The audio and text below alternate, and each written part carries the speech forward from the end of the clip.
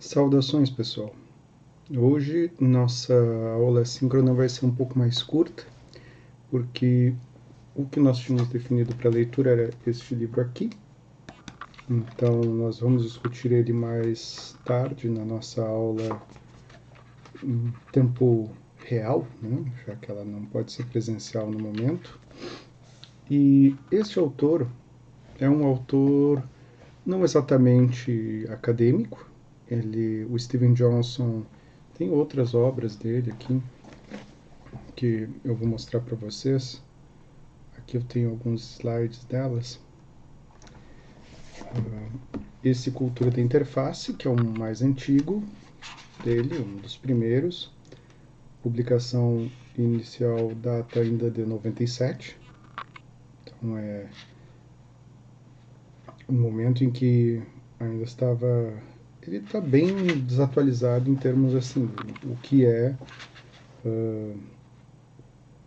qual é a relevância dele para esse momento. Então, por isso que eu não chego a tratar. Mas é interessante porque é um autor interessado e que discute inovação tecnológica, sobretudo. Essa obra dele provavelmente é a mais vendida, a mais conhecida, uma das mais conhecidas. E tem outro sobre o cólera que eu não coloquei aqui, que é de 2005, publicação inicial.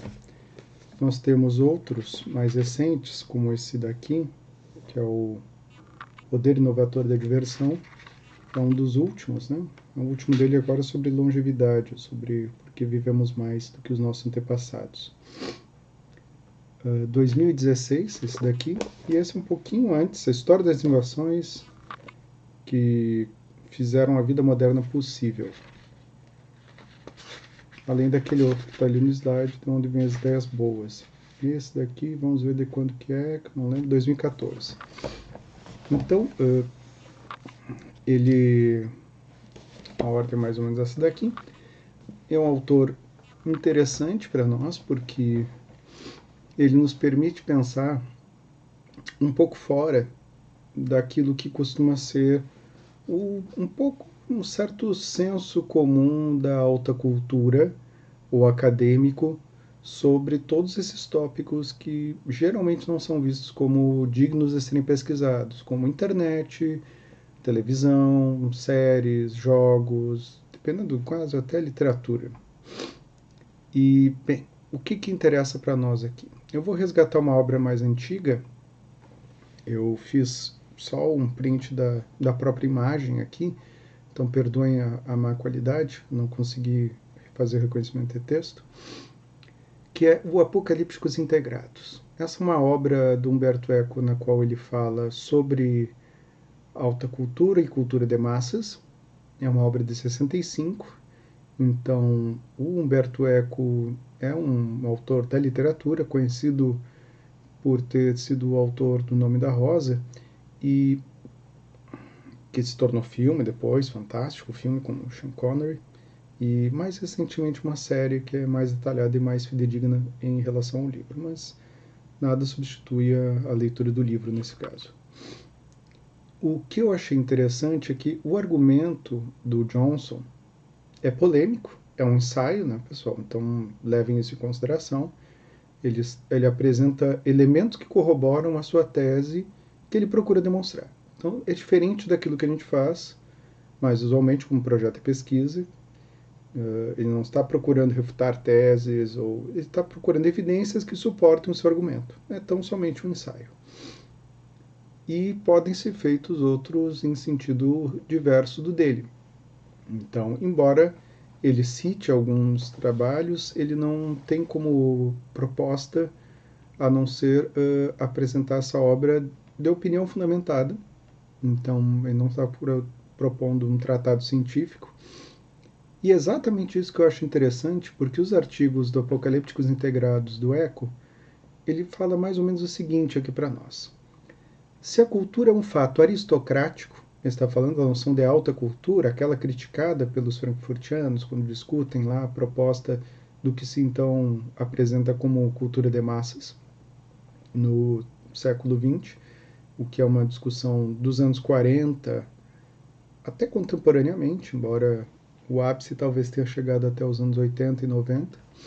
Se a cultura é um fato aristocrático, o cioso cultivo, assíduo e solitário de uma interioridade que se apura e se opõe à vulgaridade da multidão, e daí ele cita uma passagemzinha do Heráclito: por que quereis levar-me a toda parte, ó iletrados? Não escrevi para vós, mas para quem pode me compreender. Para mim vale 100.000, e a multidão nada. Então essa concepção elitista da cultura, que é característica daquilo que posteriormente vai ser chamada autocultura em oposição à cultura popular e também à cultura de massas, ou cultura pop. Não casualmente eu trouxe essa obra porque, afinal de contas, o Johnson está falando de cultura pop, né? Games, TV, séries, cinema. Então, só o pensar numa cultura partilhada por todos, produzida de maneira que a todos se adapte e elaborada na medida de todos, já é um monstruoso contrassenso, nos diz o Eco. A cultura de massa é a anticultura, mas como nasce no momento em que a presença das massas na vida associada se torna um fenômeno mais evidente de um contexto histórico, a cultura de massa não indica uma aberração transitória limitada. Torna-se o sinal de uma queda irrecuperável ante a qual o homem da cultura, último superstite da pré-história destinado a extinguir-se, pode dar apenas testemunho extremo em termos de apocalipse. Essa é a base daquilo que o Eco usa de modo muito, ao mesmo tempo, denso teoricamente e literário, para falar disso, que é o apocalíptico. Na página seguinte são as páginas iniciais do livro, pessoal, Apocalípticos Integrados, onde ele apresenta isso como um integrador dos diferentes ensaios que ele apresenta no livro. Para o integrado, então, o apocalíptico é esse que diz: não, está acabando seus tempos, é o declínio da cultura, estamos degenerando, as coisas não são mais como antigamente, antes que era bom. Então, existe um certo saudosismo, vocês vão identificar vários discursos onde aparece isso, talvez até várias pessoas, e ao mesmo tempo, uma sensação de que algo está acabando. A grande cultura, a alta cultura está acabando. Por outro lado, para o integrado, não existe o problema dessa cultura sair de baixo ou vir confeccionada de cima para consumidores indefesos. Mesmo porque, se os apocalípticos sobrevivem confeccionando teorias sobre a decadência, os integrados raramente teorizam, e assim, mais facilmente operam, produzem, emitem as suas mensagens cotidianamente a todos os níveis. O apocalipse é uma obsessão do dissenter, ou do dissensor, né? Aquele que está em dissenso. A integração é a realidade concreta dos que não dissentem. A imagem do apocalipse ressalta dos textos sobre a cultura de massa. A imagem da integração emerge da leitura dos textos da cultura de massa. Então, a imagem aqui é que o integrado é o que faz o review, ele não faz a crítica. Ele faz um review geralmente positivo, ou discute o que está acontecendo. A imagem clássica do integrado é o fórum laudatório, hoje em dia, né? Ou aquele post no Reddit deslumbrado: meu Deus, como é fantástico, como é legal, como é interessante. Mas até que ponto não nos encontramos ante duas faces do mesmo problema? Nos perguntou Eco. E não representarão esses textos apocalípticos o mais sofisticado produto oferecido ao consumo de massa? Aquilo que ele está criticando aqui é justamente: sim, mas e para quem que escreve o apocalíptico? Se não para o mesmo público da cultura de massas.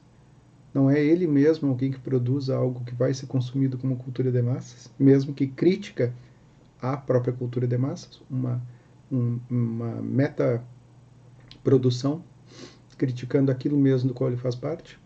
Então a fórmula apocalípticos integrados não sugeriria a oposição entre duas atitudes, e dois termos não teriam um valor substantivo, mas a predicação de adjetivos complementares, adaptáveis a esses mesmos produtores de uma crítica popular da cultura popular. De toda forma, nós podemos pensar isso também nesse contexto específico aqui, quando se fala de cultura pop e, sobretudo, na academia. Eu suspeito que nós vamos encontrar muito mais apocalípticos do que integrados. Mas os dois são interessantes E nessa concepção aqui, pensando numa disposição de eixo, eu não penso exatamente o Steven Johnson como integrado, mas como um crítico aos apocalípticos, mais do que tudo. Ah, mas ele joga, ele assiste seriado. Sim, ele conhece aquilo sobre o que ele está falando. Mas é isso que talvez seja interessante para nós, especialmente na academia. E eu vou apresentar agora e mais tarde na nossa aula síncrona alguns exemplos que, infelizmente, eu tenho visto com muita frequência, sobretudo nas pesquisas psicológicas sobre jogos, em que os pesquisadores pesquisam algo que não conhecem. Então é um pouco como uma pessoa que fica tentando explicar uma festa olhando através de vídeo ou olhando e anotando num bloquinho no canto. Não há uma observação participante, é uma observação distanciada, sem que você compartilhe o sentido daquela ação social realizada pelos demais. Ou seja, sem que a pessoa saiba o que é uma festa, ela escreve sobre festa ou pesquisa a festa. É disso que eu estou falando. E aí o Johnson nos apresenta, entre outros argumentos, esse é o argumento principal dele, que ele chama de a curva do dorminhoco, que é uma ideia dele, simplesmente, uma tese, um argumento, que ele pega a partir de um filme bem obscuro do Woody Allen e de uma passagenzinha, no qual um sujeito, que é o próprio Woody Allen, que representa, acorda mais de uma centena de anos após, quase 200 anos depois de ter ido dormir, ele é o dorminhoco, e descobre que a ciência acredita, tem evidências de que uma série de coisas nas quais acreditávamos antes não eram verdadeiras. Então ele quer comer um alimento saudável e os cientistas ficam muito perplexos, porque como assim ele então acredita nessas mágicas de fibras e alimentos low carb ou coisa parecida, traduzindo em termos atuais, e não sabe das propriedades nutritivas da calda de chocolate, então, ou dos nuggets, se a gente for pensar em termos atuais. No mínimo interessante. E ele usa isso como uma metáfora para nos dizer mais ou menos isso aqui. Espero que para muitos de vocês, isso é o Johnson falando, coloquei a referenciazinha aqui. O argumento desse livro ecoa uma sensação que já tiveram no passado, mesmo que na época que a tenham reprimido. A sensação de que a cultura popular não está condenada a um mergulho em espiral na deterioração dos padrões. Da próxima vez que você ouvir alguém se queixar de mafiosos violentos na TV, de nudez acidental nas telas, da tolice dos reality shows ou do olhar apalermado dos viciados em Nintendo, lembrem, o livro é de 2005. Pensem na curva do Dorminhoco ascendendo, firmemente sobre todo esse caos superficial. O céu não está desabando. A imagem é clara aqui do apocalíptico, né? Ele está falando contra os apocalípticos. Sob muitos aspectos, o tempo nunca esteve tão bom. Basta apenas um novo tipo de barômetro para percebermos a diferença. Essa imagem do barômetro, ou de um novo método, um novo instrumento de mensuração, eu acho extremamente interessante. Especialmente para um argumento final, em contraponto ao dele, que eu vou discutir com vocês e que eu vou apresentar aqui, porque justamente o que às vezes nós observamos por parte dos apocalípticos é a incapacidade de perceber que, mudando os padrões e mudando o próprio padrão de consumo e de produção, especialmente da cultura popular ou cultura pop, como costuma se referir hoje em dia, cultura de massas, nós temos que mudar os nossos próprios critérios. Então, e houve uma mudança no próprio público. As teorias da recepção destacam muito isso. Então, o que aconteceu? O que mudou no público? Aqui eu apresento só uma imagem para vocês, falando sobre jogos, especialmente videogames. Eu vou me deter um pouco mais nisso, que é um dos tópicos que a gente vai discutir mais adiante na disciplina. Claro, vocês vão olhar aqui e vocês vão ver uma diferença muito evidente, tipo o Pac-Man, de 1980, um dos jogos mais populares e conhecidos do mundo, e o Assassin's Creed 2, de 2009.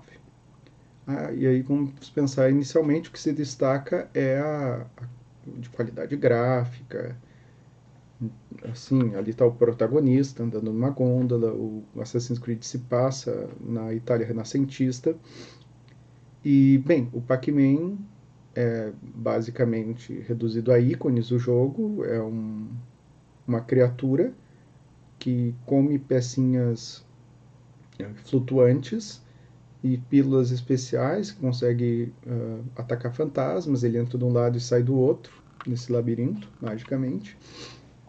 E é isso. O Pac-Man faz pontos.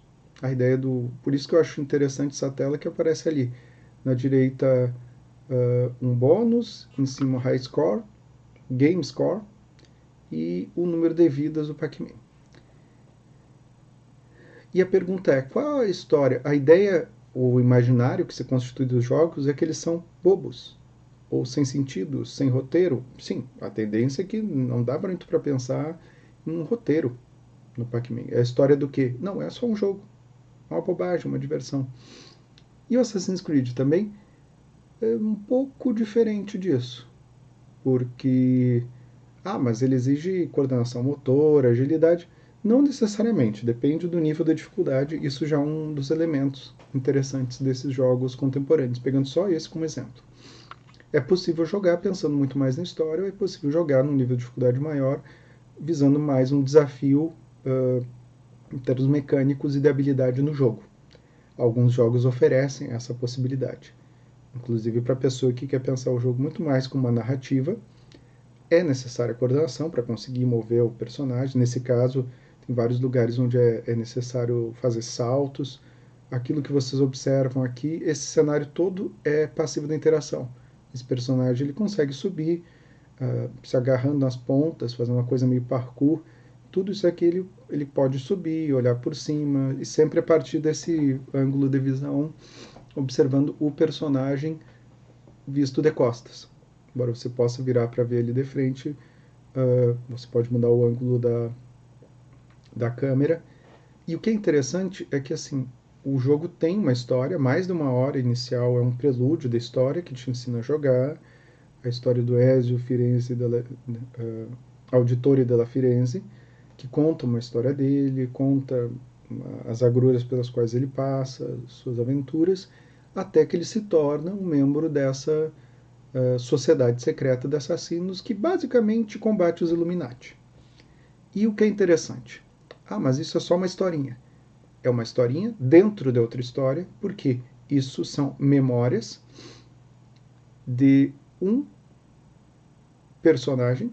O jogo todo se passa no tempo presente, nesse momento, 2009, e alguém, existe lá uma conspiração, numa sociedade secreta, duas, na verdade, em disputa, e uma delas tem o controle de boa parte da humanidade, uma coisa meio Illuminati mesmo, e os que opõem-se a isso e visam lutar pela liberdade são o credo dos assassinos, a sociedade dos assassinos. E falando assim pode parecer uma coisa, então é extremamente violento, mais ou menos, porque a ideia do jogo é que eles conseguem, através de uma máquina, acessar memórias e descobrir coisas sobre esse antepassado do personagem principal, que passa a maior parte do tempo nessa máquina, com uma equipe ali, e eles estão sendo perseguidos, e estão tentando descobrir por que ele está sendo perseguido. Então, esse já é o 2, eles já acessaram memórias desse sujeito antes, que estava preso por essa empresa aí dos Illuminati. Eu não vou entrar nos pormenores aqui dos nomes, porque é uma história enorme. E dentro do jogo você vai encontrando colecionáveis, outros elementos que te ajudam a entender mais da história. Então, é um jogo com várias camadas narrativas, pelo menos 3. A história do personagem, as histórias anteriores, a partir de elementos mecânicos no jogo, colecionáveis que você encontra e vai fechando quebra-cabeças, ou vários, poderia se dizer, e a história contemporânea, que continua depois no próximo jogo da série, ainda com o mesmo personagem. Depois há vários outros, acabou sendo uma forma de conseguir pensar como fazer jogos com um mundo aberto 3D, com o mesmo grande roteiro em diferentes épocas. Então tem com Vikings, tem na Antiguidade, tem na Europa, Londres do início do século XIX, que são 2. e sempre nessa ideia que é possível acessar a memória de antepassados através de um aparelho lá que de alguma maneira acessaria essas memórias que ficariam no próprio código genético das pessoas. Então aquilo que você faz no jogo é como se fosse o que de fato foi feito pelo seu antepassado, o que já coloca mais uma camada narrativa na história. Ou seja, você não tem uma ação determinista. Embora se você quiser fazer coisas assim, o Enzo ele vai sair matando pessoas na rua. Não, não vai. E o próprio jogo te diz, não, isso não aconteceu, isso não, pare, senão você vai ser desconectado. Então, porque não foi assim que aconteceu. Então tem uma parede invisível narrativa que você não tem completa liberdade para ele não é um assassino brutal que sai matando pessoas. Então isso é no mínimo interessante e aí vai se dizer, tá, mas é só uma bobagem, um jogo violento. Bem, há uma reprodução de vários lugares, alguns existentes, outros já destruídos historicamente, e foram digitalmente reproduzidos no jogo. O próprio personagem consegue comprar e identificar, localizar obras de arte. Então ele tem uma mansão lá na qual ele vai colocando as obras de arte, que são obras de arte dos autores, de artistas do período, dentre vários outros elementos. Então, o que divide esses dois jogos aqui, pessoal, não é apenas a diferença de tempo, não são os 29 anos, mas toda uma densidade narrativa e formas de jogar, formas de interagir com essa mídia que são diferentes. A pessoa pode jogar pelos colecionáveis, pode jogar pela história apenas, pode jogar só pelo desafio, bota a dificuldade máxima, não está nem aí para os colecionáveis. Então, Pac-Man já não tem essa possibilidade. Isso é uma exemplificação a partir daquilo que nos diz o Johnson, e eu vou apenas mencionar aqui, eu não vou trazer imagens de todos, mas inclusive posteriores, jogos posteriores ao período no qual ele está escrevendo. Um livro que trabalha um pouco dessa ideia, que mais tarde eu vou mencionar para vocês de modo mais detalhado, é esse ensaio do Jasper Juhl, A Arte do Fracasso, The Art of Failure, um ensaio sobre a dor de jogar videogames. Ou seja, não é um videogame que é feito para ser legalzinho. E sobretudo com o sucesso da série Souls e de jogos desse gênero, Bloodborne, Demon's Souls, Dead Souls, que são extremamente difíceis e que você não tem personagens super poderosos, mas que há uma ação sobre o próprio jogador, visando modificar e produzir habilidades no próprio jogador, e não tem essa história de nível de dificuldade não, é difícil mesmo e ponto. Já faz com que mude completamente o modo como se concebe o videogame ou o ato de jogar. Você teria diferentes mídias, ou tem diferentes universos nisso que é pensado como jogos ou videogame, e o que torna no mínimo difícil o trabalho dos críticos quando se propõe a simplesmente dizer porque os jogos são todos emburrecedores. Depende talvez do modo como se jogue, e para isso a gente tem que estudar os jogadores. Né? Um exemplo de simulação que é similar ao que ele apresenta da sua história pessoal, ele nasceu nos anos 60, então ele era ainda adolescente nos anos 70, quando ele descreve lá os jogos de simulação de beisebol que ele fez, o Dungeons and Dragons que ele jogou. Eu vou dar um exemplo que é um pouco mais pessoal no meu caso, mas no início dos anos 90, esses dois GURPS, que é o Generic Universal Role Playing System da Steve Jackson Games, que eu mencionei na aula anterior, é aquela do GURPS Cyberpunk, aquele que o FBI foi atrás da empresa e quase faliram por conta disso. Então, em 88 e 90 saíram essas edições iniciais do GURPS, sobretudo a segunda, que durou mais tempo, e que chegou no Brasil nesse período. Foi o primeiro role-playing game lançado no Brasil. E o que é interessante disso é que ele se propõe... Isso aqui não tem história. Isso aqui é só um livro de regras. Extremamente detalhado. No qual você tem, por exemplo, a descrição de... Na aula síncrona eu posso até mencionar um pouco mais detalhadamente, mas... Você tem dezenas de páginas descrevendo como construir isso, que é a imagem de um personagem. Aqui eu tenho para vocês uma forma mais clara. Isso é uma planilha de personagem medieval. Tem ali um esbocinho de corpo humano sobre o qual você pode desenhar. Isso é uma planilha de um jogo que eu narrei em 94, é um jogador, apaguei o nome da pessoa ali, e o resultado final era isso. O que você tem aqui não foi traduzido, embora esteja em português, que é força, destreza, quociente da inteligência, né? Inteligência e vitalidade. São atributos, você usa 3 dados D6, mas é extremamente detalhado porque você tem vantagens mentais, físicas, sociais e desvantagens. E essas desvantagens, o que é curioso é que tem um grau de detalhamento absurdo. Eles vão atrás de manuais de psicopatologia para descrever assim o que são tipos de fobia. E o problema das fantasias, ou no caso, fantasias de caráter esquizofrênico, né, ou paranoide, em termos das suas consequências sociais. Não apenas o modo como pode levar a cometer atos que são perigosos para o personagem, por isso uma desvantagem, mas a percepção social de que a pessoa é doida, insana, paranoide, ou o que quer que seja. Então, assim como aquilo que essa pessoa sabe fazer, a sua perícia, e que é determinado pelo tempo despendido para aprender aquilo, com níveis de dificuldade. É mais fácil arremessar dardos do que atirar com arco e flecha. E, obviamente, nesse caso aqui, trata-se de um arqueiro, que é um elfo, é um cenário de fantasia.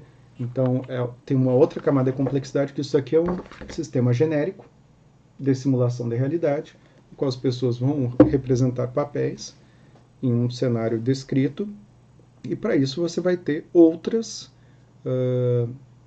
livros e outras literaturas às quais vai se adaptar. E aí você pode pensar em Império Romano, o cenário da Era Iboriana, do Conan, ou um cenário contemporâneo, absolutamente contemporâneo.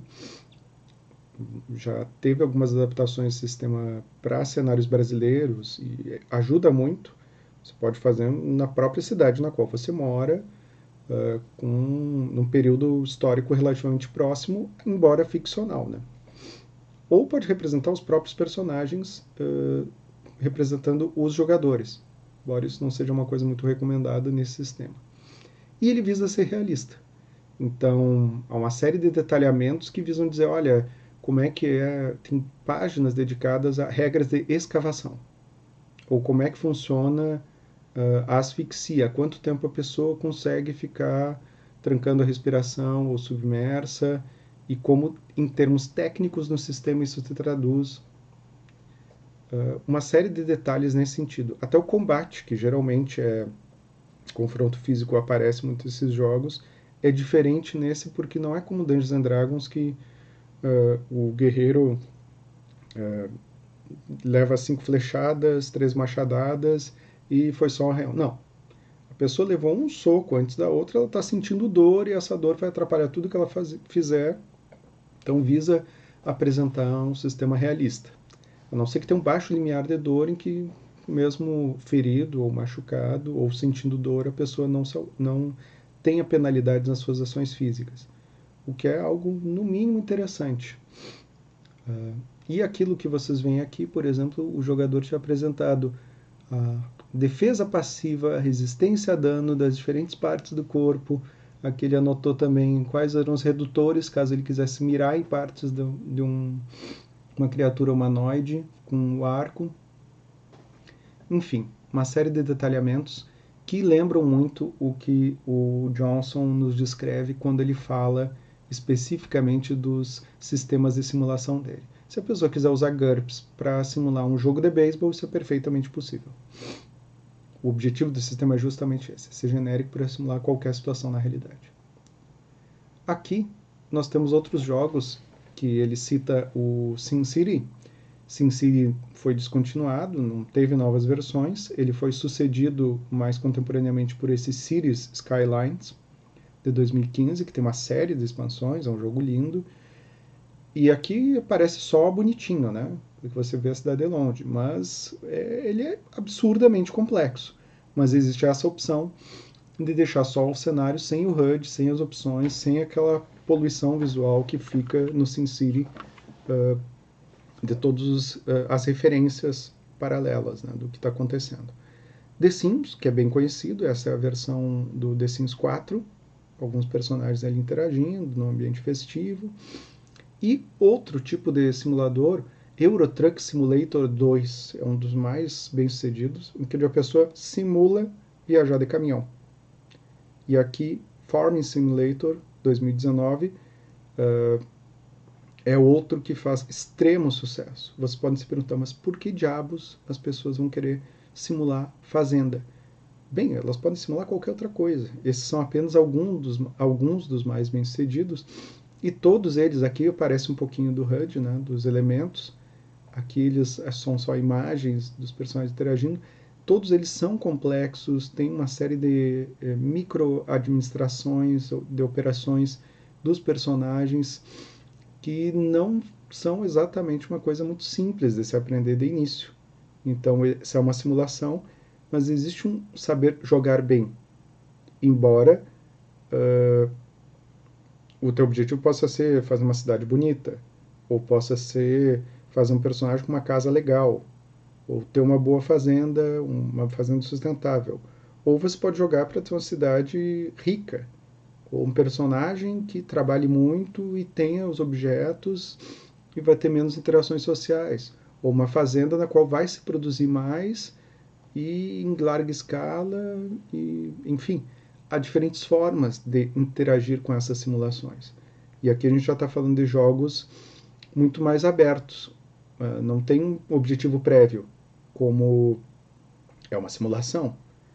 Na verdade, há quem, mais tarde a gente vai ver isso, até discuta, em termos classificatórios, se simulação é exatamente jogo. Então, porque são jogos que não têm fim. Embora eles possam ter variações, né? Você pode ter, você vai jogar um ano, uma season, a simulação tem um tempo, tem jogos de outros tipos que permitem a gente pensar nisso. Aqui nós já passamos a uma outra discussão que ele apresenta de outra maneira. Eu vou apresentar com esses grafos aqui que são algo mais conhecido para vocês. Em que aparece, eu vou chamar isso de diagramas aqui, porque o primeiro não é exatamente um grafo. Nós temos ali a série Twin Peaks, que foi uma série bem emblemática pela sua complexidade à época, que se passa em torno da morte de uma jovem moça, Laura Palmer, e o investigador, que começa a descobrir toda uma trama. David Lynch, né? Uma trama meio psicodélica. Mas vocês observam aqui as diferentes linhas de relação e, claro, tem sentido essas cores aqui, são diferentes núcleos narrativos. Outra é bem mais recente, isso daqui é uma forma bem ampla e distante de pensarmos na complexidade narrativa da série, não dos livros, Game of Thrones. Então aqui vocês têm alguns personagens principais, Tyrion Lannister, Jaime Lannister, Cersei, a Arya num núcleo, a Daenerys em outro núcleo, o Stannis Baratheon em outro lugar, em outro contexto, o Jon Stark aqui, Robb, Catelyn, Bran num núcleo que depois vai se separar mais, esse do Bran, o Theon. Bem, e aqui as cores dizem respeito às diferentes famílias e casas do Game of Thrones. Isso só numa disposição de mapa de relações sociais dos personagens, que já dá uma noção da complexidade.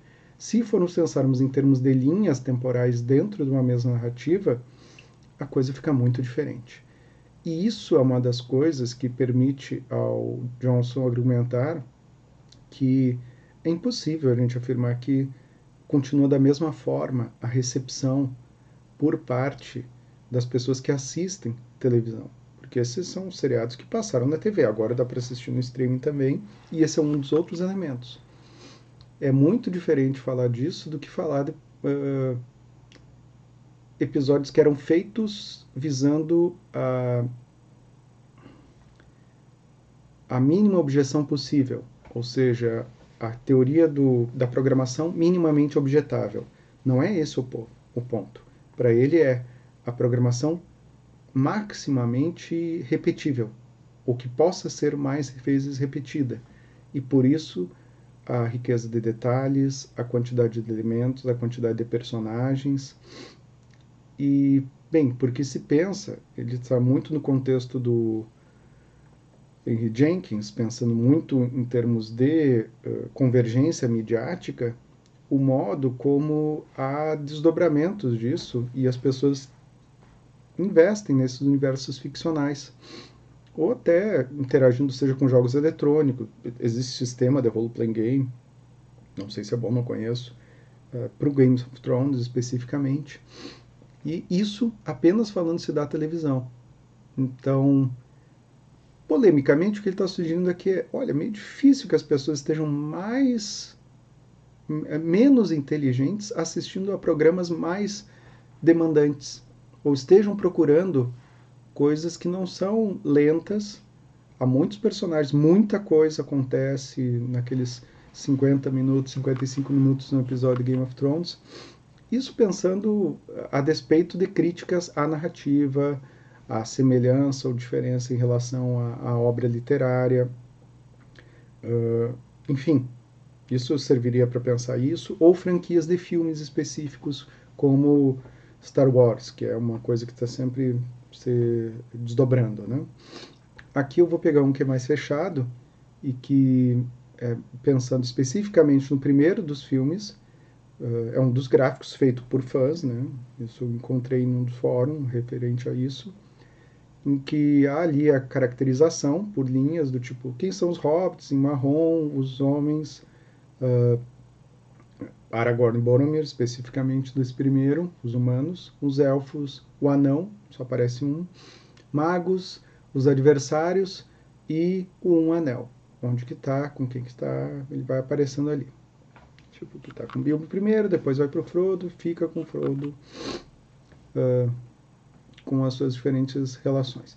E aqui vocês têm momentos em que a linha horizontal é temporal, e aqui o que vocês têm são esses momentos onde se dá essas alterações. Então, essas diferentes cenas, né? Quando aparece um personagem, ele vai e volta, e o foco narrativo com uma linha temporal que permite pensar a simultaneidade dos eventos que são retratados na tela. Isso tudo é só do primeiro filme, A Sociedade do Anel, que é de 2001. Os três já tinham saído à época em que o Johnson publicou a obra, tanto que ele diz, olha, isso numa palestra que ele fala sobre o livro, ele diz, olha, provavelmente é considerado um dos melhores filmes, ganhou tantos prêmios, porque teve tempo. Então, se você somar a quantidade de horas, isso não é uma coisa comum. Eu lembro que eu assisti à época nos cinemas O Senhor dos Anéis de fato, tinha uma pausa para as pessoas irem ao banheiro, comprarem mais pipoca, enfim. E tinha pessoas também que iam vestidas assistindo, mas não fui uma delas. Mas o fato aqui, pessoal, houve uma complexificação. Tem uma coisa que é diferente aqui. Houve versões anteriores desse filme, desenho animado, simplificadas, diferentes. Essa mesmo já é simplificada em relação a dos livros, porque há menos cenas, há elementos que ficaram de fora, não fala-se tanto assim sobre as teorias da construção do mundo, afinal o que é a Terra-média, o que houve antes. Tem alguns flashbacks, na edição do diretor obviamente tem mais coisa, mas enfim, isso também no cinema demonstra essa mudança de complexidade. E eu me arriscaria a dizer que ela só aumentou, porque aqui, pegando esse período, 2008, e isso que tem sido muito criticado, sobretudo no cinema, agora é só filme de herói, é só bobagem, efeito especial. Se a gente olha com calma para esse gráfico, que eu achei bem impressionante, porque basicamente uma representação gráfica de praticamente tudo, o que representa esse primeiro grande arco de filmes do universo cinemático Marvel. E, bem, a experiência completa é assistir todos em ordem. E aí faz sentido, porque os elementos começam a se encaixar. E há várias coisas que só vão ser percebidas, ou que você vai ter que ficar lembrando, então vai ter que olhar um outro filme para ver, não, mas quando que aconteceu isso, quando que aconteceu aquilo. Agora a Disney, com o serviço de streaming próprio, Disney Plus, está integrando isso nas narrativas das suas séries, diretamente a referências a esse universo. Então, esse tipo de coisa não era uma coisa pensável antes desse período.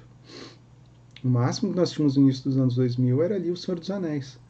Então isso não era nem concebível pelo próprio Johnson, porque isso é ainda mais complexo do que as próprias revistas em quadrinhos que originaram esse universo.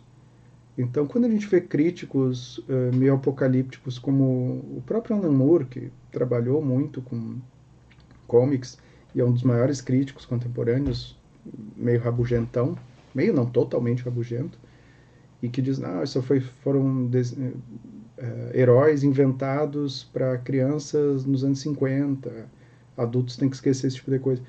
Isso não é feito para crianças ou para adolescentes apenas. Eu diria que é feito para adultos que estiverem afim de. Quem quiser só ir lá, olhar, comer pipoca e bater palma quando tem uma piada do Hulk esmaga, ok.